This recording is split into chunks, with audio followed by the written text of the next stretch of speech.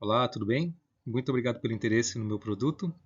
Meu nome é José Petri, sou formado em Engenharia Elétrica e este foi o protótipo desenvolvido durante o curso.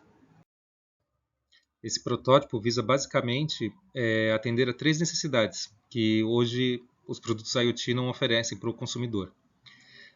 O acesso aos dados coletados, pois temos, por exemplo, alguns aplicativos da Positivo, eCasa, Smart Life, que oferecem acesso a dados de medição, se o objeto está ligado ou desligado, mas não conseguimos exportar esses dados para uma planilha. Então nós não temos log, por exemplo, de quando que um dispositivo foi ligado, desligado, quanto tempo ele ficou ligado, picos de consumo, enfim, esses dados, na verdade, eles são coletados, só que não temos acesso a eles. Se houver uma queda de conexão com a internet, o dispositivo para de funcionar. Então, às vezes, temos uma automação, sistemas de acionamento por sensores, e ao ter problemas com a conexão de internet, tudo para de funcionar. Especialmente em questões assim, vamos supor, a Positivo tem um servidor que oferece os sistemas de automação para os seus itens IoT. Se houver algum problema judicial, falência da empresa, todos esses dispositivos vão parar de funcionar, porque o princípio deles é acessar o servidor para que possam ser executadas as ações. Então, sem os servidores, os dispositivos que o usuário não tem acesso, né, não tem controle sobre isso, os seus itens de IoT param de funcionar. A falta de recurso de proteção, que seria o quê? Se houver um pico de tensão, uma queda de tensão, uma corrente acima do normal, por exemplo, tem um dispositivo, um micro-ondas, que a corrente de trabalho dele é 5 amperes. Se ele passar para 6 amperes, quer dizer que alguma coisa está errada. E os dispositivos IoT hoje no mercado não têm essa sensibilidade. Eles até têm alguns sistemas de segurança que, ultrapassando 10 amperes, se desligam. Mas há itens, por exemplo, um difusor de aroma para ambiente que consome menos de 1 ampere, ele não tem essa opção de regular a corrente para um valor de 1 ampere, meio ampere. Isso seria muito interessante para evitar que dispositivos excedessem a sua carga nominal e queimassem. Há também a opção de gravar sistemas de monitoramento com base na rotina do dispositivo. Então, uma máquina de lavar tem um ciclo de trabalho de no máximo 2 horas. Se acontecer algum imprevisto e ela funcionar por mais de 2 horas, o dispositivo pode desligar o equipamento, pois seria o cenário de alguma alteração, né, em sua rotina padrão de funcionamento. Visando atender a essas necessidades, foi desenvolvido um protótipo bem similar ao que encontramos no mercado. Então, é uma tomadinha, praticamente, e foi feita uma programação utilizando, né, a interface Arduino IDE. Então, toda a programação foi construída do zero, onde foi feita a coleta de dados, como o sensor de tensão, corrente, potência, e a manipulação dos dados para que eles fossem gravados num cartão SD, enviados à nuvem, e gatilhos, por exemplo, o limite de corrente, o limite de tensão, para que o dispositivo fosse desligado. E o protótipo tem essa aparência já comum no mercado porque é a melhor para o usuário mais leigo. Por exemplo, ele simplesmente coloca isso na tomada, né, que tem na sua parede, e coloca o dispositivo conectado à saída de energia do protótipo. Dessa forma, as pessoas podem utilizar esse produto de maneira segura e sem maiores dificuldades. Há também uma versão do protótipo aberta para que possa ser demonstrado os itens que compõem o protótipo, né? Aqui nós vemos que tem a entrada de energia, que tem uma derivação para a fonte, que alimenta todo o circuito, a placa que faz a captura das leituras, né, de consumo, do estado da rede, e é interessante que essa placa ela possui o mesmo chip de produtos comercializados hoje no mercado, de forma a manter o protótipo atualizado, e além de informar, né, a tensão de consumo do equipamento, mas também monitora a rede, mesmo o equipamento estando desligado. Então, Antes de ligar um equipamento, pode ser feita, por exemplo, uma verificação se a tensão da rede está dentro dos parâmetros, garantindo maior segurança. Há também uma placa de relógio que faz digamos assim, a checagem, né, do valor de hora, para que seja feito um log, um relatório preciso, pois a maioria dos dispositivos desligou da tomada, eles não têm um sistema para guardar a hora. Então isso causa um problema, porque às vezes pode gerar logs com valores errados, especialmente no caso dos dispositivos que não têm acesso à internet, pois sem ter um servidor externo para fazer a sincronização de hora, eles não têm referência de hora. Então essa plaquinha serve para tanto oferecer a hora exata para o microcontrolador, que faz todo o processo de gerenciamento, de captura de dados, de escrita de dados, né? Transfere essas informações para a internet se for necessário, mas também ela permite que ele possa ser desligado, ligado, seja atualizada a data e hora de forma manual. Enfim, tem uma versatilidade maior. Também é adicionado um cartão micro SD, que permite que o usuário faça a leitura dos dados gravados. E caso haja algum problema no backup na nuvem, também nós temos a redundância, né? Então é possível acessar os dados pela nuvem, mas se houver qualquer problema, os dados também estão salvos dentro do equipamento, no cartão SD, que pode ser lido em qualquer dispositivo. Há um buzzer para informar sonoramente que há algum problema, um alerta. Há também um LED colorido que informa os estados, por exemplo, verde, que está tudo funcionando bem, vermelho, que há alguma alteração, e um botão de reset, ou liga e desliga. Então, no caso, pressiona uma vez para ligar, outra vez para desligar, e todos esses comandos podem ser feitos normalmente pelo celular, mas também a opção de ser feita dentro do dispositivo de forma manual. Como eu havia falado anteriormente, os dados são gravados no cartão SD e esses dados são gravados em formato de texto, permitindo que Linux, Mac, Windows, qualquer sistema operacional consiga ler os dados. É claro, se desejar, é possível colocar uma criptografia. Mas basicamente ele guarda o número do registro, né, a identidade, e algo que eu gostei bastante na parte do desenvolvimento foi que há um código chamado epoch, que ele guarda o dia, o ano, a semana, a hora, minuto, segundo, todos os dados de tempo, né, de acordo com o relógio. Então é simplesmente um campo de dados que se joga no banco de dados e ele tem muitas informações agregadas, né? Então isso economiza tanto a transferência dessas informações para a nuvem, como o armazenamento no cartão SD. E aqui nós vemos a medição da tensão da rede, a corrente, potência, o horário que foi feita a medição, a situação. Então tudo isso ajuda a gerar um log do dispositivo e caso haja alguma alteração, essa alteração pode ser verificada, o horário e como que foi o cenário em que isso ocorreu. Para fazer a leitura e as ações, há uma interface gráfica, assim como todos os aplicativos do mercado.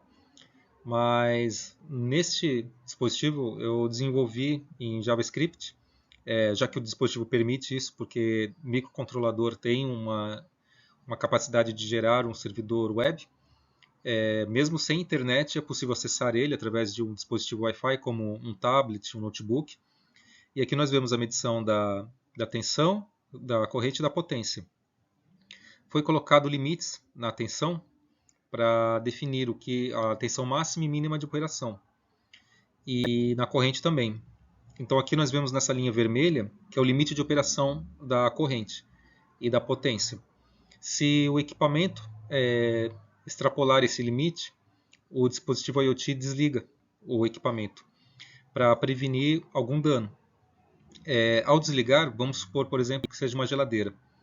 Há possibilidade de gerar um pico de consumo, né, fora do padrão, e ele desligar essa geladeira.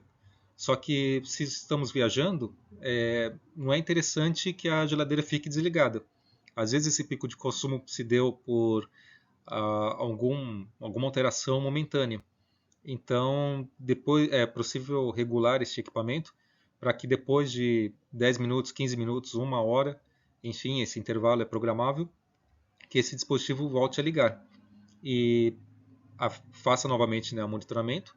Se houver novamente alteração, ele desliga.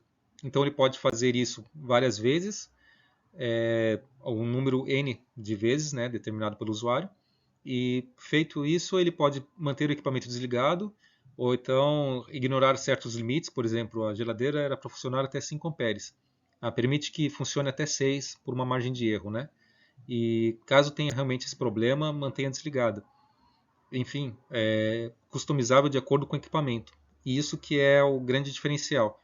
É permitir essa proteção, essa camada de proteção que é muito similar a um relé térmico, né? Então a gente traz para a indústria, da indústria, né, de uma forma lógica, não física, uma espécie de relé térmico para que o usuário doméstico possa proteger não só motores, né, como o da geladeira, vamos supor, mas todos os equipamentos da sua casa, como uma cafeteira, um micro-ondas, ar-condicionado, enfim, todos os dispositivos que forem automatizados por esse equipamento IoT, né, do protótipo, permite uma camada extra de proteção. Então, além de ter na casa o disjuntor que detecta picos de corrente e protege a fiação da residência, também teria este dispositivo IoT que oferece uma camada de segurança. Sem contar também que é possível colocar o dispositivo em modo de aprendizagem e nessa aprendizagem ele verifica qual o tempo que o equipamento costuma ficar ligado. Então, por exemplo, uma máquina de lavar roupa, ela fica no máximo 2 horas ligada. Então, o equipamento identifica os níveis de consumo e o período. Durante uma semana, ele faz essas análises e depois disso, ele gera um padrão de consumo. Se a máquina ficar mais do que esse tempo, ele identifica que houve alguma alteração, aciona, né, um alarme e desliga o equipamento, indicando assim, por exemplo, que houve uma falha na máquina de lavar roupa, ela travou em algum procedimento, por exemplo, a centrífuga ficou ligada direto, não conseguiu avançar para a próxima etapa, e o equipamento de monitoramento conseguiu com isso desligar a máquina e evitar que ela ficasse ligada direto, gerasse tanto excesso de consumo como até uma queima de um motor, né? Aqui eu tenho um vídeo que eu vou dar o play mostrando a tela. Foi capturada a tela do celular e nesta tela nós vemos o que acontece durante o monitoramento de consumo. Eu liguei um secador de cabelo. Aqui nós vemos o consumo baixo. A partir do momento que ligou o secador de cabelo, o consumo aumentou, a tensão caiu e isso aqui é previsto. A corrente que eu coloquei no máximo secador de cabelo, então ele ultrapassou o limite de corrente que eu estipulei. Então o equipamento desligou, eu deixei o secador ligado no máximo, só que a tensão estava cortada pelo dispositivo IoT, e depois do período estimado ele voltou a ligar. Ligando, ele viu que o consumo está acima do normal, voltou a desligar. Agora no intervalo menor ele vai tentar novamente. Se não funcionar, ele mantém desligado. Então agora ele liga novamente. Eu no secador de cabelo mudei para o médio, então ele funcionou normalmente, identificou que o consumo está dentro do padrão e mantém o equipamento funcionando. Aqui eu mudei novamente o secador de cabelo para o máximo, ele vai identificar que foi para o máximo e desliga o equipamento novamente, protegendo assim o dispositivo, né? Então nós vemos aqui um exemplo de como que o dispositivo funciona no uso. Todas essas alterações são gravadas no cartão microSD ou transferidas para a nuvem. Nessas ocasiões de excesso de carga, pode ser gerado uma mensagem para o usuário, um envio, por exemplo, pelo Telegram, pelo aplicativo IoT, um alarme local, uma iluminação, tudo para que o usuário saiba que alguma coisa de errado está acontecendo e que assim ele possa tomar alguma atitude. E depois de verificar tomar alguma atitude momentânea para corrigir esse erro, pode também acessar o cartão SD e ter acesso aos dados coletados e identificar quando foi que ocorreu o erro e em que etapa do processo isso ocorreu. E aqui nós vemos até deixa eu me apresentar este símbolo aqui, é do Home Assistant, é um sistema de servidor local usado para automação residencial. Então, muitos dispositivos têm, por exemplo, cenas, né? Vamos supor, a pessoa está chegando em casa, ela pode definir que a partir do momento que ela esteja se aproximando da localização da residência, ligue o ar-condicionado, acenda as luzes, abra a porta da garagem, enfim. Ela consegue configurar isso tudo em alguns aplicativos, como o eCasa, com auxílio, né, do Google Assistant ou da assistente de voz da Amazon, que eu não prefiro não falar o nome para evitar acionar alguma caso você tenha. Então, esse servidor doméstico, digamos assim, pode ser instalado em um computador antigo, Raspberry Pi, que é uns microcomputadores. Enfim, ele faz o papel dos servidores externos que tem hoje no mercado. Então, isso permite trazer para o usuário a concentração dos dados coletados e das automações, evitando que no futuro algum problema de rede, de internet, de servidores externos, impeçam a automação de sua residência. Então, não é mais necessário servidores externos nesse sistema. Claro, se a pessoa desejar, pode utilizar os servidores externos em paralelo a esse sistema, ou só utilizar servidores externos. A proposta aqui é apresentar uma opção, né, para evitar esses problemas. Assim como, por exemplo, num prédio, todos os prédios, não importa o grau de confiança, tem elevadores e tem escadas. Então todo mundo usa os elevadores, só que algum dia que der problema nos elevadores ou incêndio no condomínio, o pessoal vai utilizar as escadas. Então seria uma redundância para permitir a automação da residência. Esse servidor local funciona mesmo sem internet, através do roteador. Então os dispositivos IoT, por exemplo, desse protótipo que eu desenvolvi, se comunicam pela rede diretamente com o servidor local, então eles não passam para a internet, e sim somente na rede interna. Tanto gera uma velocidade muito maior de resposta, como também não tem consumo de dados, então isso não é problema hoje em dia na cidade, mas se a pessoa mora em zonas que utilizam a internet por satélite, é interessante essa economia de dados. Os dados são mantidos no cartão SD ou então até mesmo num disco rígido ou de estado sólido como um SSD, né, do servidor.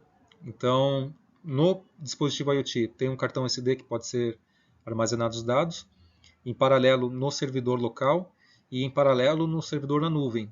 Então, a pessoa estaria bem segura de que seus dados estão salvos e, independente do que aconteça, ela tem acesso aos logs, pelo menos aos últimos logs registrados. E, como eu falei, a possibilidade de backup na nuvem é porque a internet na nuvem funciona paralelamente ao servidor local. Então é isso. Eu espero que tenha conseguido apresentar a proposta, né, do dispositivo e fico à disposição. Qualquer dúvida, pergunta, fique à vontade que eu estarei respondendo nos comentários desse vídeo. Tá ok? Então, muito obrigado pela atenção e espero um contato. Um forte abraço.